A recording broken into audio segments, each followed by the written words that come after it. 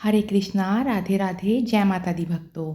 आप सभी को चैत्र नवरात्रि की ढेर सारी शुभकामनाएं। माता रानी की कृपा आप सब पर सदा बनी रहे। तो फ्रेंड्स, नवरात्रे आने वाले हैं और आज की वीडियो में हम देखेंगे नवरात्रि में हमें किन किन सामानों की आवश्यकता होती है।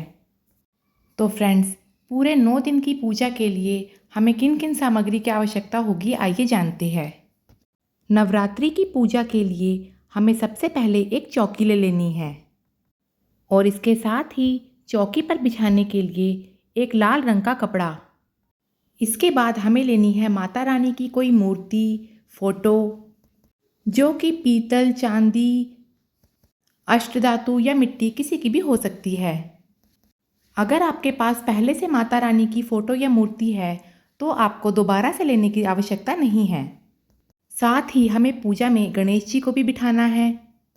तो अगर आप ये पूजा चौकी लगाकर कर रहे हैं तो चौकी के पास ही आप गणेश जी को भी विराजमान कर दें। अगर आपके पास गणेश जी की फ़ोटो, मूर्ति नहीं है तो आप एक सुपारी को गणेश जी के रूप में विराजमान कर सकते हैं। और अगर आप घर के मंदिर में ये पूजा कर रहे हैं तो आपको अलग से गणेश जी को विराजमान करने की ज़रूरत नहीं है, क्योंकि घर के मंदिर में तो गणेश जी होते ही है। इसके बाद आप एक दीपक ले लें जिसमें आप रोज़ाना सुबह व शाम जोत जगाएंगे। और अगर आप अखंड दीपक जलाना चाहते हैं तो दीपक का आकार बड़ा लें, क्योंकि अखंड दीपक हमें 9 दिन तक जलाकर रखना होता है और उसकी सेवा भी बहुत ध्यानपूर्वक करनी होती है। तो दीपक बड़ा लेने से जल्दी जल्दी हमें घी डालने की आवश्यकता नहीं होती। साथ ही आप शुद्ध देसी घी या तिल का तेल, जिससे भी आप दीपक जलाना चाहते हैं, वह भी ले लें। दीपक जलाने के लिए आप लंबी या गोल बाती या रुई भी ले सकते हैं। साथ ही आप पूजा में जलाने के लिए धूप भी ले लें। अखंड जोत जलाने के लिए मिट्टी का या पीतल का दिया आप ले सकते हैं। अखंड जोत की बाती आप अलग से भी ले सकते हैं या घर पर भी कलावे से बना सकते हैं। अखंड जोत की बाती बढ़ाने के लिए आप एक प्लकर भी ले लें। प्लकर की सहायता से अखंड जोत की बाती आसानी से हम बढ़ा सकते हैं। माता रानी को तिलक लगाने के लिए रोली, चंदन, कुमकुम भी आप ले लें। कन्या पूजन के लिए एक नया कलावा भी आप ले लें। माता रानी को ओढ़ाने के लिए एक नई चुनरी भी आप ज़रूर रख लें। नवरात्रि पूजा के लिए हमें लौंग कपूर की आवश्यकता भी रोज़ाना होती है। पूजा में लौंग इस्तेमाल करते समय आप ध्यान रखें, लौंग पर पूरा फूल बना होना चाहिए। इसके साथ ही हरी इलायची भी माता रानी को भोग में दी जाती है। इसके अलावा हमें साबुत चावलों की आवश्यकता भी होगी। माता रानी की मूर्ति या फोटो को आसन देने के लिए और कलश स्थापना के लिए हमें साबुत अक्षत की आवश्यकता भी होगी। नवरात्रि पूजा में हमें किसी भी एक दिन माता रानी के समक्ष अपनी सामर्थ्य के अनुसार दक्षिणा भी ज़रूर समर्पित करनी है। अगर आप नवग्रह की स्थापना करना चाहते हैं तो सुपारी भी ले लें या नवग्रह यंत्र भी आप मार्केट से लाकर पूजा में रख सकते हैं। साथ ही हमें पूजा में सभी सामग्रियों को पवित्र करने के लिए गंगा जल की आवश्यकता भी होगी। अगर आप ज्वारे बोते हैं तो उसके लिए आप जौ और एक मिट्टी का बर्तन और साफ मिट्टी भी पहले ही लेकर रख लें। अगर आप कलश स्थापना करना चाहते हैं तो उसके लिए मिट्टी, तांबे या पीतल का कलश ही लें। कलश में रखने के लिए आम या अशोक के पत्ते भी रख लें। कलश में डालने के लिए एक सुपारी, एक सिक्का और हल्दी की गांठ भी आप पहले ही ला के रख लें। कलश पर रखने के लिए हमें एक पानी वाला, जटा वाला नारियल भी चाहिए होगा। साथ ही नवरात्रि में माता रानी को किसी भी एक दिन सुहाग श्रृंगार की सामग्री भी आप ज़रूर चढ़ाएं।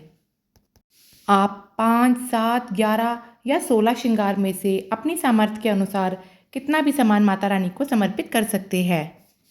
नवरात्रि की पूजा संपन्न होने के बाद आप ये श्रृंगार का सामान किसी सुहागन महिला को दे सकते हैं और इसमें से कुछ सामान आप अपने लिए भी रख लें। माता रानी के भोग के लिए आप पान के पत्ते और बताशे भी ले लें। बताशे का भोग माता रानी को सबसे अधिक प्रिय है। अगर बताशे ना हो तो आप मिश्री का भोग भी लगा सकते हैं। पान के पत्ते पर माता रानी को लौंग, इलायची और बताशे का भोग लगाया जाता है।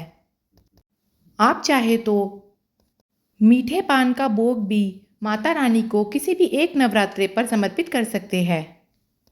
इसके अलावा पंचमेवे का भोग भी माता रानी को आप लगा सकते हैं। नवरात्रि पूजा में रोज़ाना 1 लोटा जल आप घर के मंदिर में भर के ज़रूर रखें। नवरात्रि में रोज़ाना हवन करने के लिए आप गाय के गोबर के उपले या आम की लकड़ी, हवन सामग्री और लौंग कपूर भी पहले ही ला के रख ले।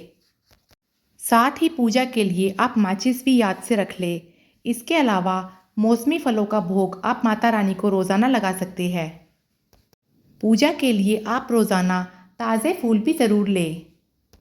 जो भी फूल आपको आसानी से मिल जाए आप उन्हें ले सकते हैं। वैसे माता रानी को गुलाब और गुलहड़ का फूल सबसे अधिक प्रिय है, तो अगर आपको ये फूल मिल जाए तो आप माता रानी को ज़रूर समर्पित करें। हवन या अग्यारी करने के लिए आप मिट्टी का पात्र या हवन कुंड भी ले सकते हैं। माता रानी को समर्पित करने के लिए सुहाग सामग्री में आप चूड़ी, बिंदी, मेहंदी, आलता, चुनरी और इत्र ज़रूर रखें। 2 लौंग, 2 इलायची और 2 पताशे का भोग नवरात्रि पूजा में माता रानी को सबसे अधिक प्रिय है। इसके अलावा आप पंचमेवे का, दूध से बनी मिठाई का और मौसमी फलों का भोग भी माता रानी को रोज़ाना लगा सकते हैं। साथ ही आप नवरात्रि की पूजा में रोज़ाना दुर्गा चालीसा का पाठ कर सकते हैं, दुर्गा सप्तशती का पाठ कर सकते हैं। रामचरितमानस का पाठ और सुंदरकांड का पाठ करना भी नवरात्रि में बहुत अधिक शुभ होता है। तो इनमें से किसी भी एक पुस्तक को पढ़ने का नियम आप नवरात्रि में ज़रूर अपनाएं। तो ये वो सारी सामग्री है जो नवरात्रि के 9 दिन हमें पूजा में चाहिए होती है, और इसकी व्यवस्था भी हमें पहले से ही कर लेनी चाहिए, क्योंकि फ्रेंड्स लास्ट टाइम पर दुकानों पर बहुत अधिक भीड़ हो जाती है, जिस कारण हमें पूजा सामग्री लेने में समय तो अधिक लगता ही है। साथ ही कई बार हम पूजा की कोई सामग्री भूल भी जाते हैं।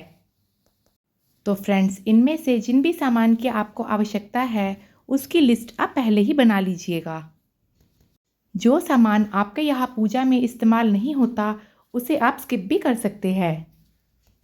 वीडियो थोड़ा सा भी यूज़फुल लगा हो तो इसे लाइक और शेयर ज़रूर करिएगा, और अगर आप हमारे चैनल पर नए हैं तो चैनल को भी सब्सक्राइब कर दीजिएगा। मिलती हूँ नेक्स्ट वीडियो में। जय माता दी।